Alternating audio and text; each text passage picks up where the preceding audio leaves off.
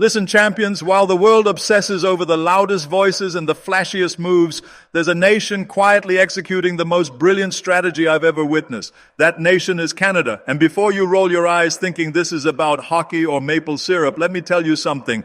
Canada is playing a game so sophisticated, so perfectly calculated, that it's leaving superpowers scratching their heads wondering how they got outmaneuvered by the neighbor they never took seriously. You want to know what real power looks like? It's not the guy screaming in the gym about how much he can lift. It's the disciplined athlete who shows up every single day, perfects his form, builds his strength methodically, and then quietly breaks every record while others are still talking. That's Canada. In a world where nations are throwing tantrums, making noise, and burning bridges faster than they can build them, Canada has been following a playbook that would make any champion proud. They've mastered something most countries never learn, that true victory isn't about winning today's headlines. It's about positioning yourself to dominate tomorrow's game.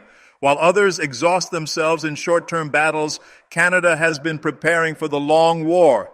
And now, as global power shifts and old alliances crumble, Canada isn't just surviving the chaos, it's thriving in it. But how? How does a nation execute strategy with the precision of a world-class bodybuilder and the patience of a chess grandmaster? Let me break it down for you. You know what separates champions from wannabes? It's not talent, it's not luck. It's the ability to think beyond the moment, to see the bigger picture when everyone else is focused on instant gratification. Canada has this mindset burned into its national DNA, and it's exactly what I learned building my empire from Austria to Hollywood to California's governor's mansion. When I first arrived in America, everyone told me my accent was too thick, my name was too difficult, my dreams were too big. Sound familiar? That's exactly what the world has been telling Canada for decades. You're too nice, too quiet, too cold, too small to matter in the big leagues. But here's what I learned and what Canada has mastered. The critics are always wrong about the ones who actually have a plan. While other nations were chasing immediate validation, getting caught up in the daily drama of international politics, Canada was doing what every true champion does. They were training in silence. They were building systems, strengthening institutions, and creating frameworks that would pay dividends not next month, but next decade. That takes discipline. That takes vision. That takes the kind of mental strength most countries simply don't possess. Look at how Canada approached the global financial crisis of 2008. While major economies were collapsing under the weight of reckless speculation and short-term thinking, Canada's banking system stood firm. Why? Because they had been building conservative, sustainable financial institutions for years. Not because it was popular, not because it got them headlines, but because it was right. They understood that true strength comes from preparation, not improvisation. This is the foundation principle that separates Canada from the pack. Strategic patience combined with relentless preparation. They don't react to every crisis like it's the end of the world. They respond with calculated precision because they've already war-gamed these scenarios. They've already built the muscle memory needed to handle pressure. And just like in bodybuilding, where the real growth happens during rest and recovery, Canada's power has been growing strongest during the moments when the world wasn't watching. While others were flexing for the cameras, Canada was in the gym, perfecting its form, building the kind of strength that lasts. Here's something I learned early in my career. It doesn't matter how strong you are individually if you're standing alone. The strongest man in the world can't move mountains by himself, but give him the right team, the right connections, the right network, and suddenly the impossible becomes inevitable. Canada figured this out before anyone else, and they've been building the most sophisticated alliance network on the planet. While other superpowers were flexing their military might and demanding submission, Canada took a completely different approach. They became the nation everyone actually wants to work with. Think about that for a moment. When was the last time you heard someone say, "We need to be careful about Canada's aggressive expansion"? Never. Because Canada doesn't expand through conquest. They expand through connection. They've mastered what I call the magnetic strategy. Instead of pushing their way into rooms, they make themselves so valuable, so reliable, so genuinely helpful that other nations pull them into conversations. They're not the loudest voice at the international table, but they're often the most listened to. Why? Because when Canada speaks, other nations know they're about to hear solutions, not problems. Look at their trade relationships. While other countries were starting trade wars and burning economic bridges, Canada was quietly diversifying its partnerships across every continent. They understood that in a connected world, isolation is suicide. So they built relationships not just with traditional allies, but with emerging markets, developing nations, and future superpowers. They planted seeds everywhere, and now those seeds are growing into mighty economic trees. But here's the brilliant part. These aren't just transactional relationships. Canada has built genuine trust. And trust, my friends, is the ultimate currency in internet.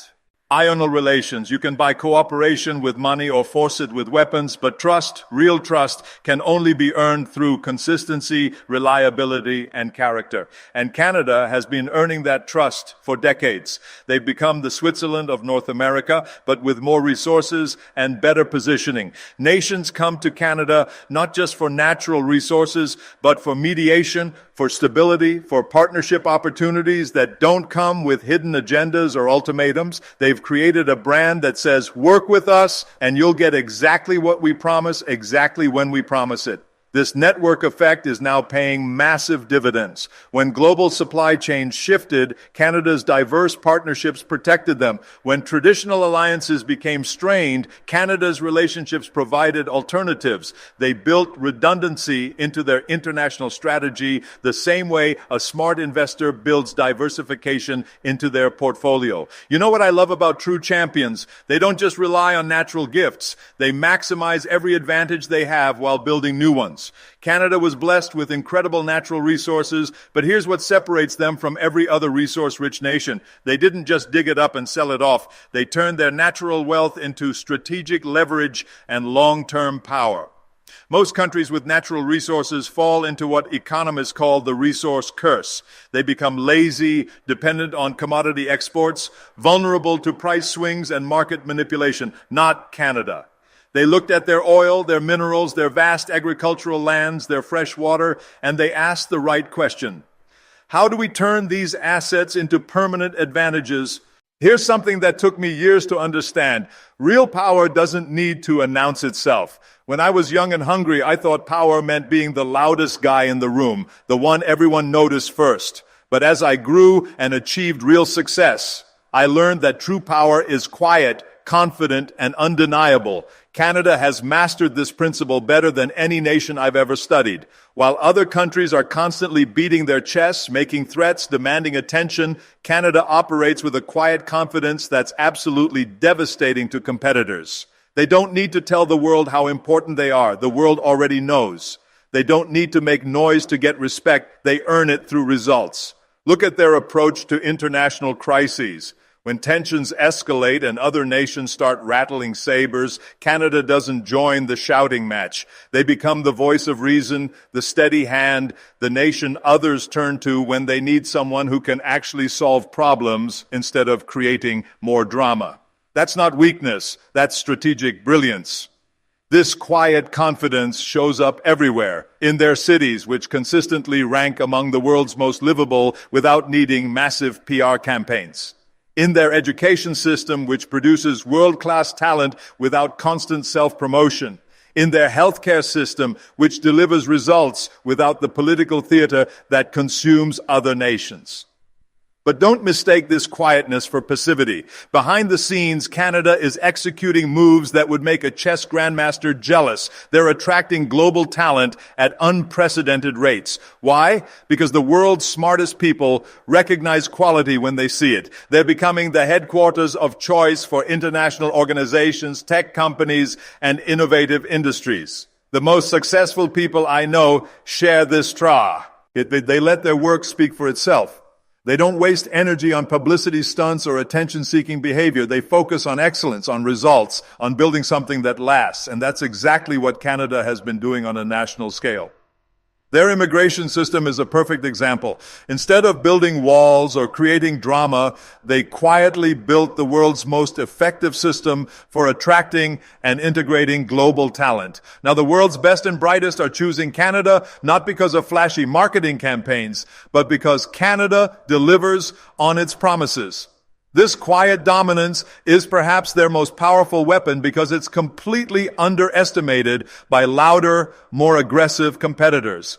While others exhaust themselves in publicity battles and political theater, Canada conserves its energy for actual achievement. And achievement sustained over time is what builds lasting power.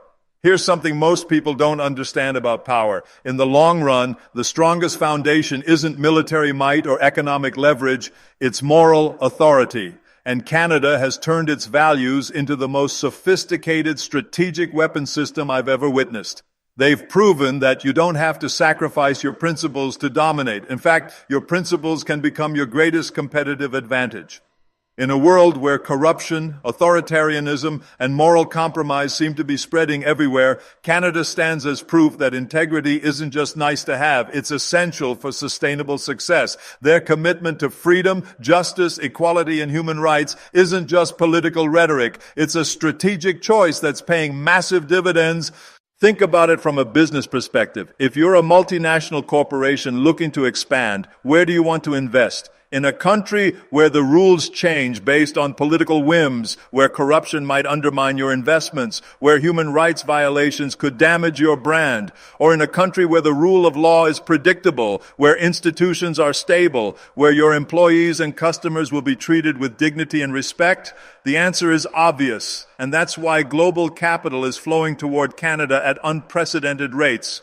Their values aren't just morally right, they're economically magnetic. Companies know that when they build in Canada, they're building on solid ground. But here's where it gets really strategic.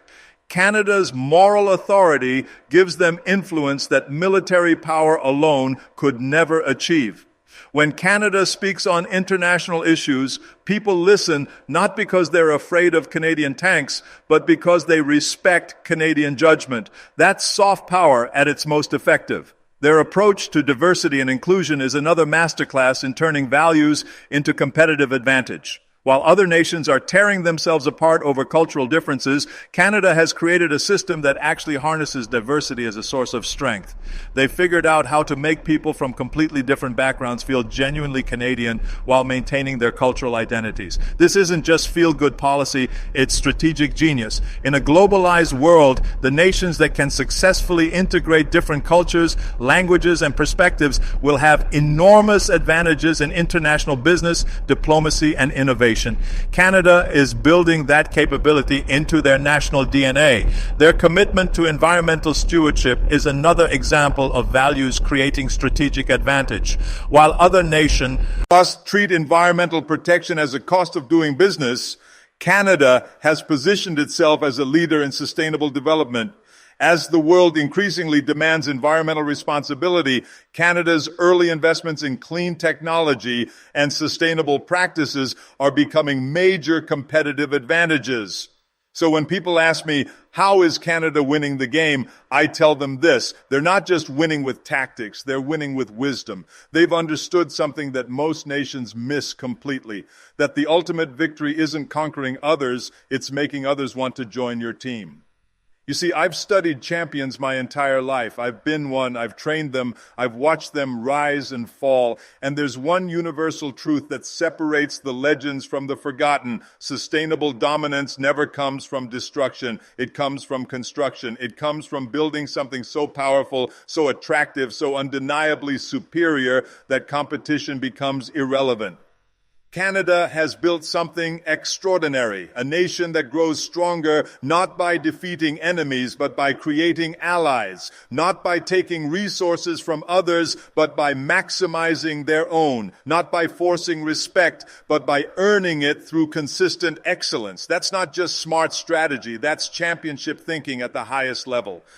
Think about it like bodybuilding. Anyone can tear down muscle tissue in the gym, but champions understand that the real growth happens during recovery, during the patient building phase, during the times when nobody's watching. Canada has been in that building phase for decades. While other nations were flexing for the cameras, showing off their short-term strength, Canada was methodically developing every muscle, every system, every capability they would need for long-term dominance.